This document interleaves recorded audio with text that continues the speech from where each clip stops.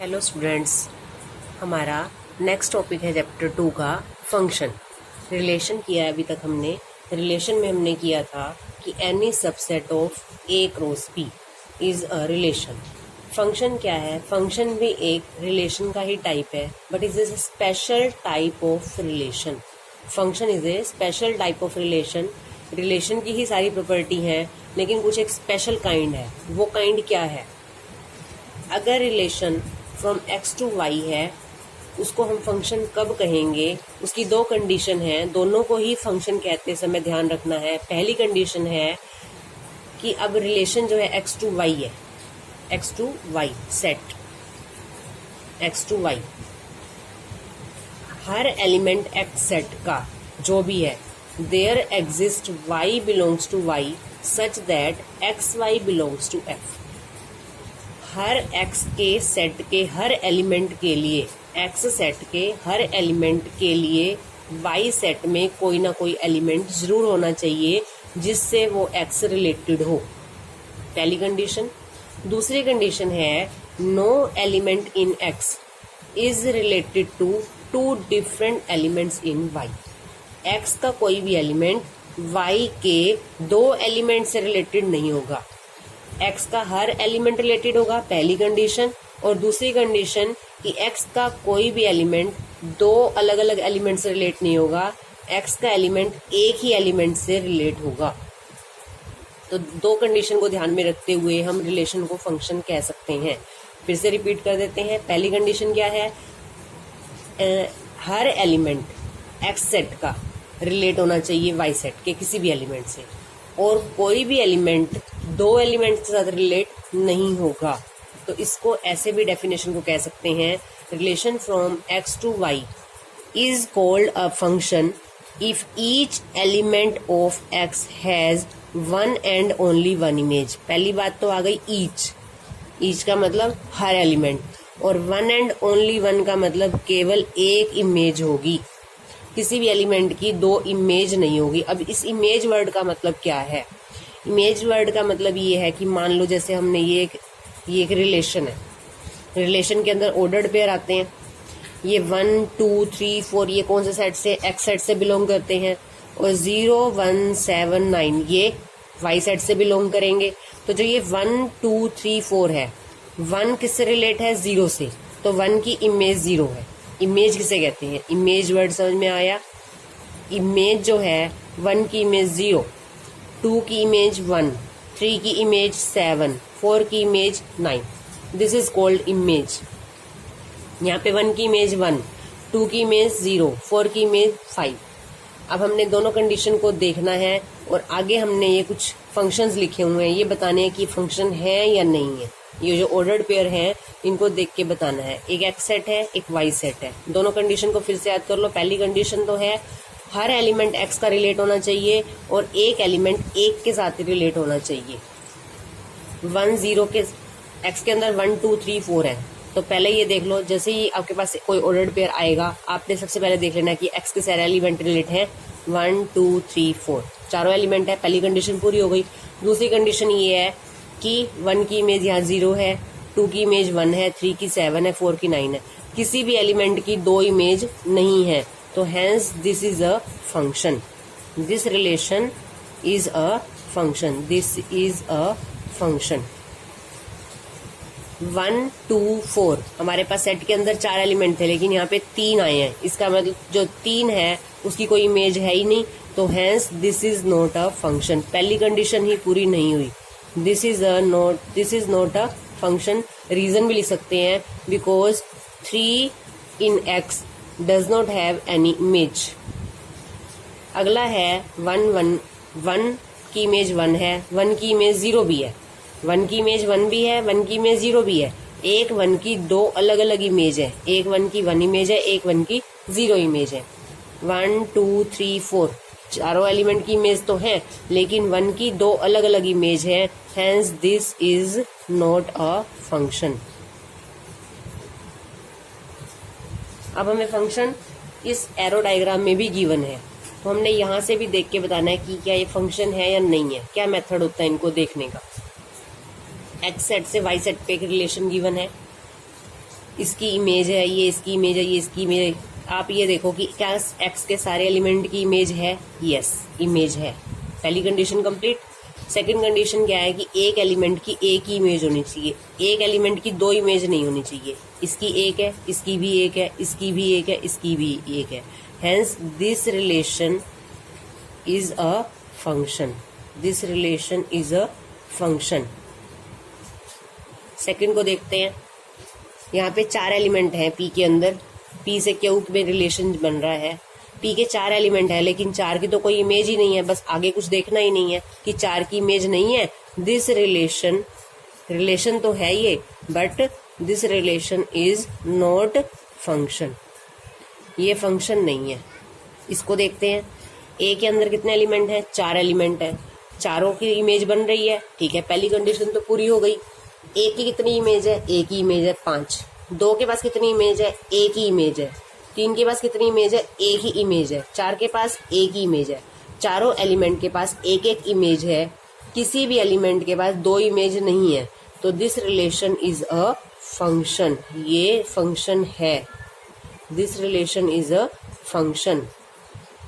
हमें इससे कोई फर्क नहीं पड़ता कि यहाँ के 3 एलिमेंट्स खाली हैं। हमने बी सेट को नहीं देखना, हमने तो आगे वाले सेट को देखना है।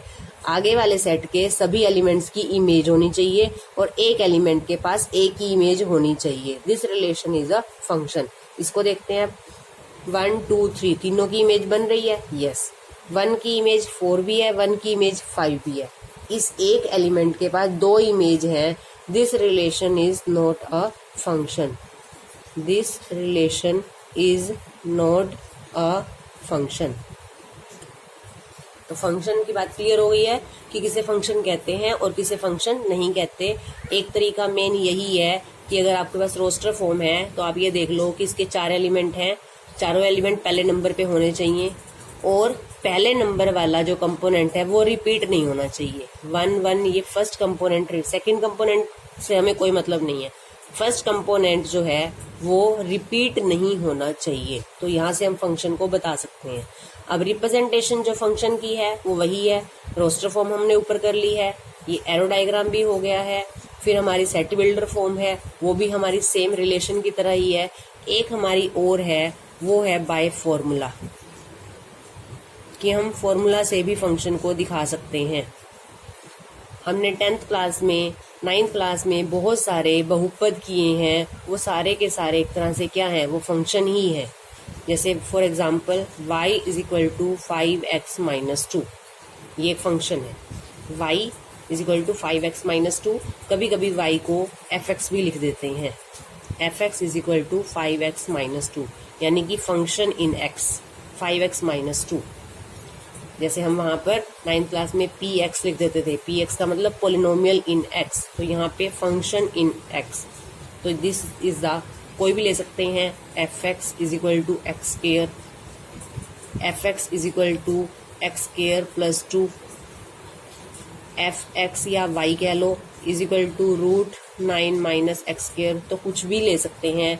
ये बाय फॉर्मूला है, रिप्रेजेंटेशन है फंक्शन की। Roster form, set builder form, arrow diagram, this is by formula. Domain, range, को डोमेन वही रहेगी फंक्शन की जो रिलेशन में थी। तो आगे करते हैं हम अपनी एक्सरसाइज 2.3। एक्सरसाइज 2.3 का फर्स्ट क्वेश्चन है हमारा, which of the following relations are function. ये हमें एक रिलेशन गिवन है, हमें बताना है कि ये फंक्शन है या नहीं। If it is a function determine its domain and range. अगर फंक्शन है तो इसकी डोमेन एंड रेंज बतानी है। अब देखेंगे फंक्शन बताने के लिए हमारे पास क्या है। हमारे पास कोई सेट गिवन नहीं है, तो हम ये मान के चलेंगे कि जो फर्स्ट कंपोनेंट है वो सारे के सारे आ गए हैं। अब हमें सिर्फ ये देखना है कि किसी एलिमेंट के पास 2 इमेजेस तो नहीं है। 2 5 8 11 14 17 फर्स्ट कंपोनेंट कोई भी रिपीट नहीं हो रहा। Hence this relation is a function. This relation is a function because each element has its unique image। unique का मतलब हर एलिमेंट की एक ही इमेज है, तो ये फंक्शन है। अब अगर फंक्शन है तो हमें डोमेन एंड रेंज बतानी है, तो क्या लिखेंगे, डोमेन ऑफ फंक्शन। अब यहाँ पे रिलेशन वर्ड नहीं लिखेंगे, यहाँ लिखेंगे domain of function, DF, domain of function. Domain क्या होती है हमें पता है, set of first component 2, 5, 8, 11, 14, 17। Range of function, range of function, इसको किससे लिखेंगे, RF से। क्या होता है, सेकंड कंपोनेंट। सेकंड कंपोनेंट क्या है, 1। हम किसी भी एलिमेंट को सेट के अंदर रिपीट नहीं करते, हमने फर्स्ट चैप्टर में पढ़ा है। तो ये है डोमेन एंड रेंज। तो इस तरह से आप अपना फर्स्ट क्वेश्चन कंप्लीट करेंगे। थर्ड पार्ट देख लेते हैं इसका। थर्ड पार्ट में ये रिलेशन गिवन है 1, 3, 1, 5, 2, 5। हम देखेंगे फर्स्ट कंपोनेंट यहाँ पे 1 है, यहाँ पे 1 है, फर्स्ट कंपोनेंट रिपीट हो गया तो क्या लिखेंगे, this relation is not a function. This relation is not a function. आगे रीजन भी लिखना है, बिकॉज जो 1 है, 1 हैज 2 डिफरेंट इमेजेस, कि 1 की 2 इमेजेस हैं। कौन कौन सी हैं वो लिखने की आपको जरूरत नहीं है, कि 1 की 2 इमेजेस हैं, hence this is not a function. अब फंक्शन ही नहीं है तो इसकी डोमेन और रेंज भी नहीं बतानी। उसके बाद थर्ड क्वेश्चन करते हैं। थर्ड क्वेश्चन में हमें फंक्शन गिवन है f(x) is equal to 2x minus 5 और हमें फाइंड करनी है value f0, f7, f minus 3। ये 3 पार्ट्स करने हैं। एक पार्ट देख लेते हैं। फर्स्ट पार्ट, f(x) गिवन है 2x माइनस 5 और मुझे निकालना है f0। f0 का मतलब x की वैल्यू क्या पुट कर देंगे, 0। ये हो जाएगा 0 माइनस 5, तो क्या आ जाएगा, -5। तो इस तरह से बाकी पार्ट कर लेंगे। नेक्स्ट क्वेश्चन है क्वेश्चन नंबर 4 में फंक्शन का नाम आपके पास t दिया है, TC, यानी कि function in C is given by 9c/5 plus 32। x की जगह c आ गया। और यहाँ फोर्थ पार्ट कर रहे हैं इसका हम, find value of c when TC is equal to 212। TC की वैल्यू 212 है तो यहाँ पर TC की जगह 212 रख लो, 9c/5 प्लस 32। पहले 32 को इधर ले आएंगे, माइनस का हो जाएगा, 212 minus 32 is equal to 9c/5। ये आ जाएगा 180 और 5 को इधर ले आएंगे, multiply is equal to 9c। c की वैल्यू निकालनी है तो 180 इंटू 5 बाय में 9, 20, 25 100। तो इस तरह से। फिफ्थ क्वेश्चन है find range of each of the following functions. हमें फंक्शन गिवन है और हमें अब रेंज बतानी है। कई बार ऐसा होता है कि क्वेश्चन को हम पूरे को रोस्टर फॉर्म में कन्वर्ट नहीं कर सकते, क्योंकि जो x है वो क्या है, वो पूरा का पूरा रियल नंबर का सेट है। x belongs to r, r means real number, x greater than 0, यानी रियल नंबर कोई भी हो सकता है। आपको पता है रियल नंबर कौन से होते हैं, रियल नंबर रैशनल नंबर्स भी होते हैं, इरेशनल नंबर्स भी होते हैं, नेगेटिव भी होते हैं, बाय वाले भी होते हैं, 1/2, -1/2, 3/4, √7, कुछ भी हो सकता है। तो यहाँ से हम नहीं बता सकते कि इसकी रोस्टर फॉर्म क्या होगी। अब हमने इसमें रेंज बतानी है। ऐसे क्वेश्चन को हम देखेंगे कैसे करते हैं। पहले आप f(x) को y लिख लो। हमने बताया था कि y या f(x) एक ही बात होती है। Let y is equal to f(x) और f(x) किसके बराबर है, 2 माइनस 3x के। अब अगर हमें x के बारे में, पहली बात तो ये है कि रेंज क्या होती है। रेंज और डोमेन हमने 2 वर्ड किए हैं। डोमेन जैसे मान लो एक ऑर्डर्ड पेयर है 1, 0, हमें पता है डोमेन क्या है, यहाँ से 1 और रेंज क्या आएगी, यहाँ से 0। इसका मतलब जो फर्स्ट कंपोनेंट है वो डोमेन होता है, जो सेकंड होता है वो रेंज होता है। और जब हम इसको सेट बिल्डर फॉर्म में लिखते हैं तो हम इसको XY लिखते हैं। इसका मतलब पहले क्या होता है x, पीछे क्या होता है y। तो डोमेन किसे कहते हैं, x की वैल्यूज को, और रेंज किसे कहते हैं, y की वैल्यूज को। इस क्वेश्चन में हमें क्या बतानी है, रेंज। इसका मतलब हमें y की वैल्यू बतानी है। तो हमें बताना है इस क्वेश्चन में कि y की कौन कौन सी वैल्यू आ सकती हैं। x की वैल्यू तो गिवन है हमें, हम ये रख सकते हैं। हमें बताना है y क्या क्या आ सकता है। हम यहाँ से स्टार्ट करते हैं कि हमें गिवन क्या है। Given x belongs to r and x is greater than 0। अब किसी भी तरह से मुझे यहाँ से ये लेके आना है। मेरे पास क्या है, सबसे पहले -3x, तो मैं यहाँ पे इसको -3 से मल्टीप्लाई कर रही हूँ। तो यहाँ हो जाएगा -3x इसको भी -3 से मल्टीप्लाई करेंगे तो 0 आएगा। किसी भी नंबर को जब 0 से मल्टीप्लाई करते हैं तो क्या आता है 0। और एक बात आपको समझनी है कि जब आप माइनस से मल्टीप्लाई या डिवाइड करते हो तो जो ये साइन है ये चेंज हो जाता है। अगर ये ग्रेटर है तो ये लेस हो जाएगा, लेस है तो ग्रेटर हो जाएगा। किससे, किस वजह से? माइनस से मल्टीप्लाई या डिवाइड करने से। हमने यहाँ क्या किया है, मल्टीप्लाइंग बाय -3 से मल्टीप्लाई किया है, इसलिए साइन जो है वो चेंज हो गया है। अब मुझे साथ में क्या चाहिए, 2 ऐड करेंगे, ऐड टू बोथ साइड्स।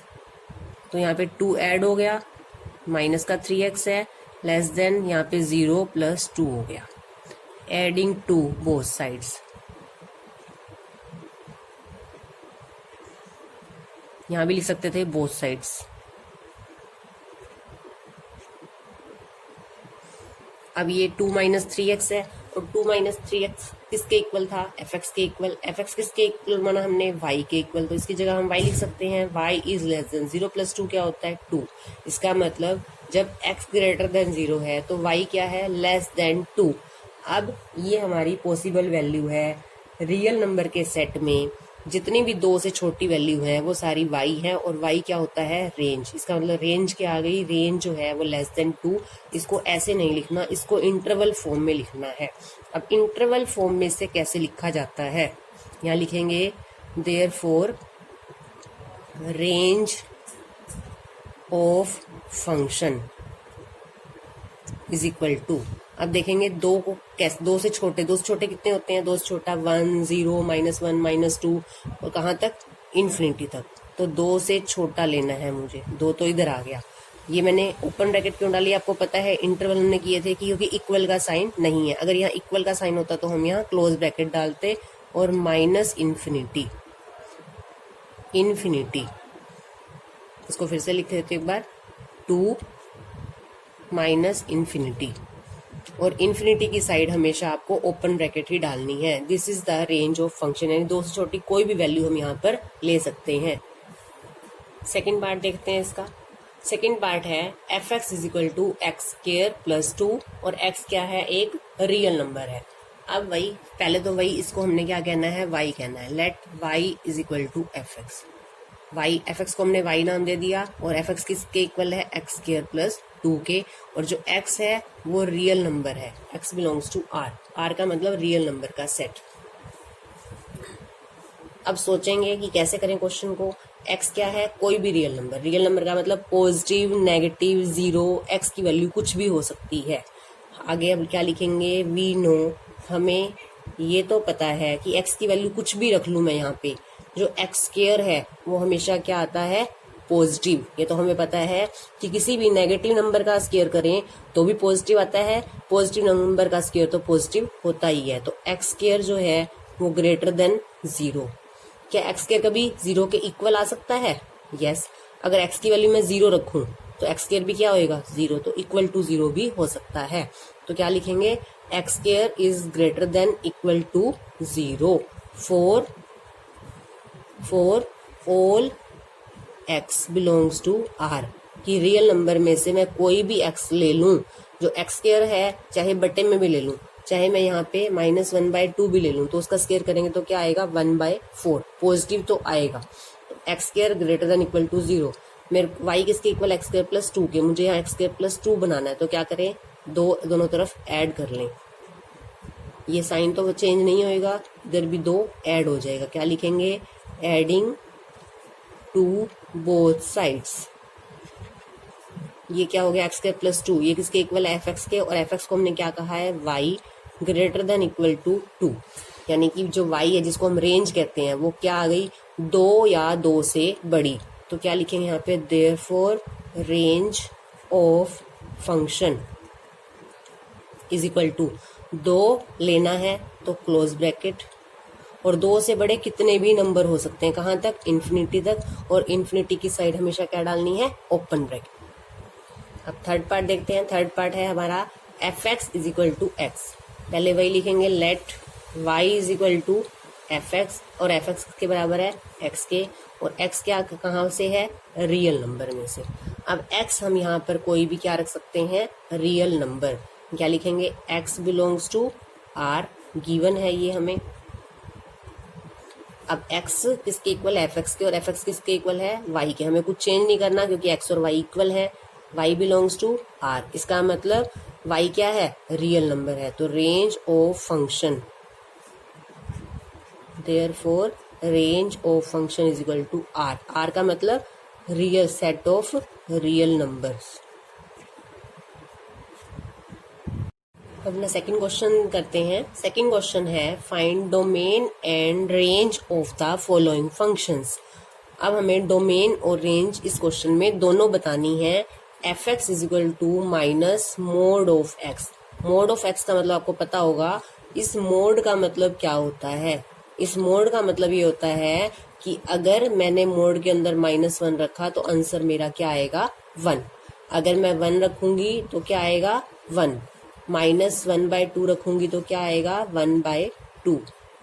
यानी कि जो नेगेटिव वैल्यू है वो पॉजिटिव होकर बाहर आ जाती है, जो पॉजिटिव है वो पॉजिटिव ही रहती है। यानी मॉडुलस, इसको बोलते हैं मॉडुलस। मॉडुलस से कोई भी आंसर आएगा वो पॉजिटिव आएगा। नेगेटिव का भी पॉजिटिव हो जाएगा, पॉजिटिव का पॉजिटिव ही रहेगा। अब हमारा ये जो एफ एक्स है वो है माइनस मोड ऑफ एक्स। अब हमने डोमेन और रेंज बतानी है। जब हमें x के बारे में कुछ नहीं बताया जाता तो हम मान के चलते हैं कि x जो है वो रियल नंबर से बिलोंग करता है, x बिलोंग्स टू r। अब हमने डोमेन रेंज दोनों बतानी है। डोमेन का मतलब x की वैल्यू।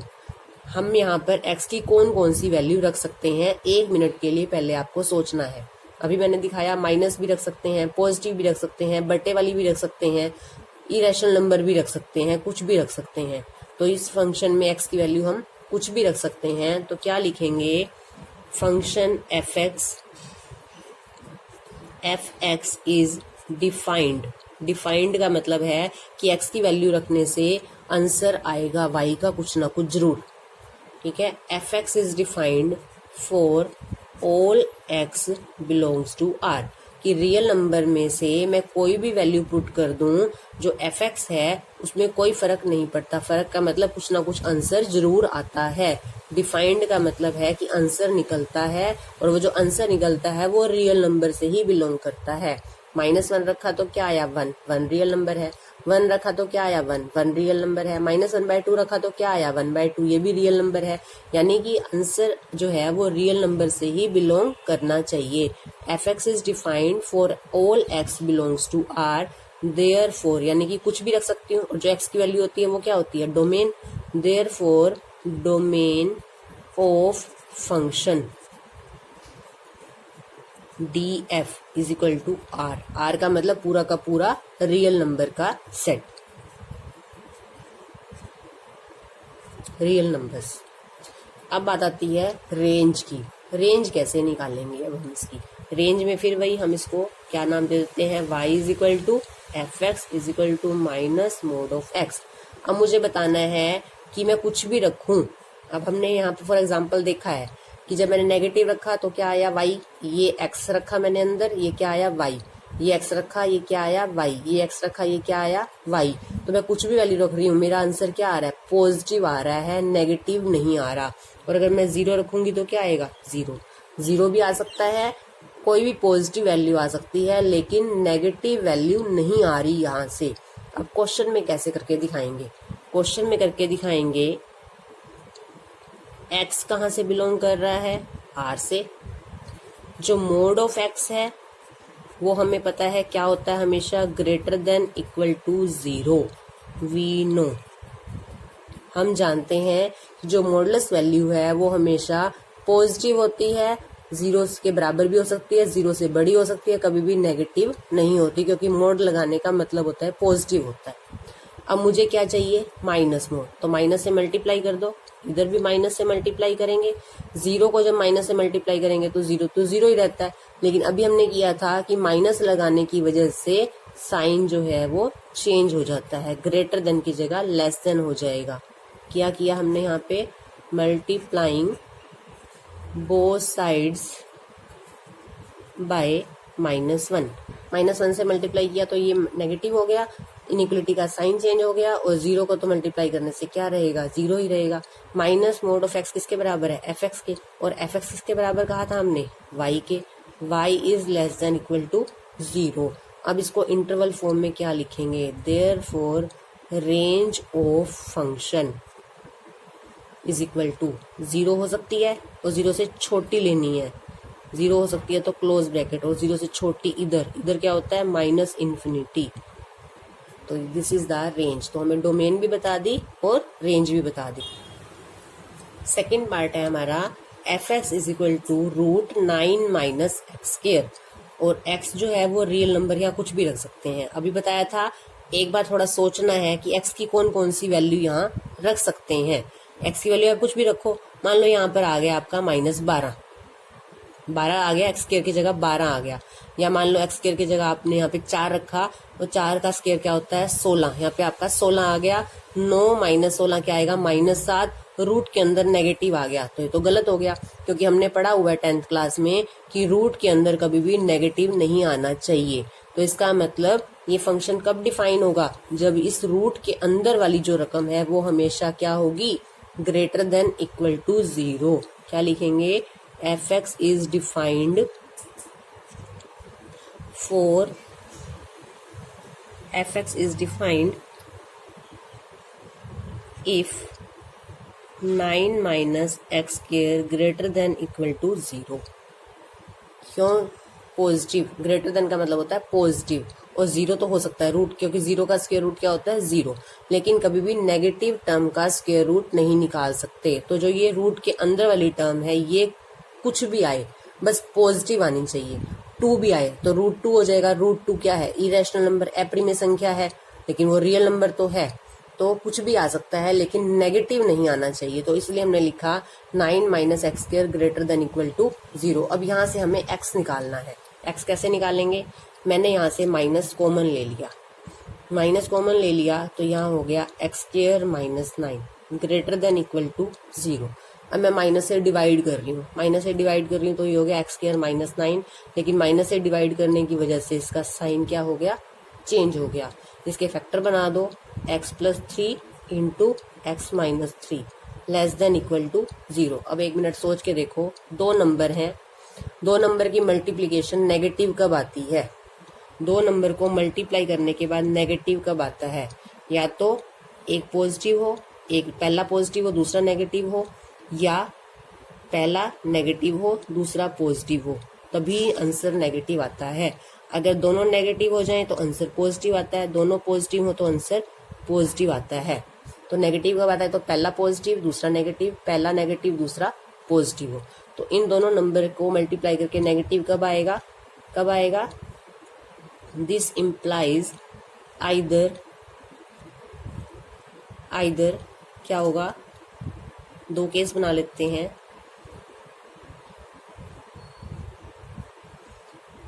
पहला पॉजिटिव और दूसरा नेगेटिव, पहला पॉजिटिव दूसरा नेगेटिव, और पहला नेगेटिव, पहला क्या है x प्लस 3 नेगेटिव, और दूसरा पॉजिटिव हम लिखते हैं greater than equal to 0, negative लिखते हैं लेस देन इक्वल टू 0। पहला पॉजिटिव दूसरा नेगेटिव, या पहला नेगेटिव दूसरा पॉजिटिव, यहाँ से निकालो क्या आएगा, x is greater than equal to -3, minus उधर ले जाएंगे माइनस का हो जाएगा, and x is less than equal to 3, 3 को उधर ले गए प्लस का हो गया। यहाँ पे कोई साइन चेंज नहीं होगा। साइन कब चेंज होता है, या तो हम माइनस से मल्टीप्लाई करें या माइनस से डिवाइड करें। x is greater than equal to -3, x is less than equal to 3। अब यहाँ से 1 मिनट के लिए सोच के देखो, नंबर लाइन बना लो, नंबर लाइन पे सोच लेते हैं। ये 0 है, यहाँ पे 3 है, यहाँ पे -3। अब सोचो x -3 से बड़ा, -3 से बड़े का मतलब है इधर, ठीक है। यहाँ पे नंबर लाइन बना के आपको सोचना है। x लेस देन 3 का मतलब 3 से छोटा, यहाँ से बड़ा यहाँ से छोटा, तो इसका मतलब क्या होएगा, x कहाँ होगा, x बिलोंग्स टू 3 से इधर और -3 से इधर, -3 से 3 के बीच में रहेगा। और मैंने ये क्लोज ब्रैकेट क्यों डाली है, क्योंकि इक्वल का साइन दोनों के साथ है। अब यहाँ से लेते हैं, यहाँ भी नंबर लाइन बनाएंगे। x is less than equal to 3 उधर जाके माइनस का हो गया, and x is greater than equal to 3। अब इसकी भी नंबर लाइन यहाँ बना लेते हैं। ये 0 है, इधर पॉजिटिव 3, इधर नेगेटिव 3। x -3 से छोटा, -3 से छोटा तो इधर होता है। x 3 से बड़ा, 3 से बड़ा, क्या कॉमन नंबर कोई आ रहे हैं? एक इधर जा रहा है, एक इधर जा रहा है, कोई कॉमन नंबर नहीं आ रहा, तो क्या लिखेंगे? Not possible. ये नंबर लाइन बना के दिखानी है और फिर लिखना है नॉट पॉसिबल। और यहाँ से आ गया x belongs to -3 3, therefore x क्या होता है? डोमेन, डोमेन ऑफ फंक्शन क्या आ गई हमारी? -3 से 3 क्लोज ब्रैकेट। हमने निकालनी है इस क्वेश्चन की रेंज। रेंज के लिए हमने वही fx को y मान लिया, y is equal to fx, fx किसके बराबर है? √9 - x स्क्वायर के। अब इस क्वेश्चन में रेंज निकालने का क्या तरीका है? रेंज निकालने का हमारे पास कोई एक फिक्स तरीका नहीं होता, हम अलग अलग क्वेश्चन में अलग अलग तरीके से रेंज निकालते हैं। तो देखते हैं अब यहाँ रेंज कैसे निकालेंगे। हमारा y किसके बराबर है? √9 - x स्क्वायर।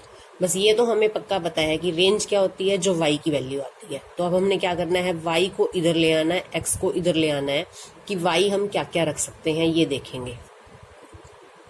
यहाँ पे क्या करते हैं? स्क्वेयरिंग बोथ साइड्स, दोनों ओर वर्ग करने पर, स्क्वेयरिंग बोथ साइड्स, स्क्वेयर कर देंगे तो क्या हो जाएगा? y स्क्वेयर बराबर 9 - x स्क्वेयर। x स्क्वेयर को इधर ले आते हैं, y स्क्वेयर को इधर ले आएंगे, x स्क्वेयर इधर आके प्लस का हो जाएगा 9 - y स्क्वेयर। स्क्वेयर हटाएंगे तो क्या लगता है? Plus minus √9 - y square. ये x आ गया प्लस माइनस √9 - y स्क्वेयर। अब हमें पता है कि ये वैल्यू पॉसिबल कब है? जब अंदर वाली वैल्यू क्या आनी चाहिए? 0 से बड़ी या 0 के बराबर, नेगेटिव नहीं। रूट के अंदर कभी भी नेगेटिव टर्म नहीं होती। और दूसरी बात, जो x की वैल्यू है हमारी, चलो x इज इक्वल टू क्या? x is defined, x defined कब होएगा? When 9 - y square greater than equal to 0। फिर से वही तरीका, माइनस कॉमन ले लो, पीछे कर चुके हैं हम ये। y square -9 is greater than equal to 0। इसके बाद आपने करना है जैसे मैंने x के लिए किया था वैसे का वैसे खुद सारा y के लिए करना है, और वही वैसे का वैसे क्या आ जाएगा करने के बाद? y बिलोंग्स टू -3 से 3, ये आ जाएगा हमारा। ये बीच का सारा आपने खुद करना है, जैसे x के लिए किया था वैसे y के लिए करना है। x की वैल्यू जो आई थी वही सेम y की वैल्यू आ जाएगी -3 3। ये आ गया हमारा। इसको हमने 2 नाम दे दिया और इसको हमने y नाम दे दिया, फर्स्ट 1 नाम दे दिया। अब y क्या है यहाँ पे? √9 - x स्क्वायर। और आपको पता है किसी भी नंबर का रूट करने के बाद आंसर क्या आता है? पॉजिटिव। क्या लिखेंगे यहाँ पे? From 1 y is equal to √9 - x square, therefore y is greater than equal to 0। y हमेशा पॉजिटिव आएगा या 0 से बड़ा आएगा, y कभी नेगेटिव नहीं आएगा। और यहाँ से क्या आया है? y जो है -3 से 3 है, तो फ्रॉम 1 and 2,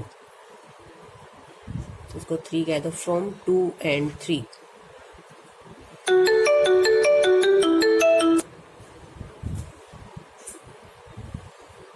टू एंड 3 का मतलब 2 हमें क्या कह रहा है कि y की वैल्यू -3 और 3 के बीच में है। फिर से वही नंबर लाइन बनाएंगे, नंबर लाइन बना के शो करके दिखाना है आपको।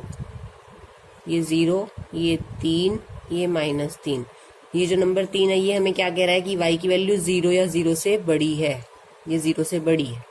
और ये हमें क्या कह रहा है? 2 नंबर की -3 से 3 के बीच में है, यहाँ से लेके यहाँ तक है y की वैल्यू। तो कॉमन क्या है? कॉमन है y की वैल्यू 0 से 3 तक है, कॉमन ये है। y बिलोंग्स टू 0 भी हो सकती है और 3 भी हो सकती है। y belongs to 0 to 3, therefore range of function is equal to 0 3। Domain भी निकाल दी और रेंज भी निकाल दी।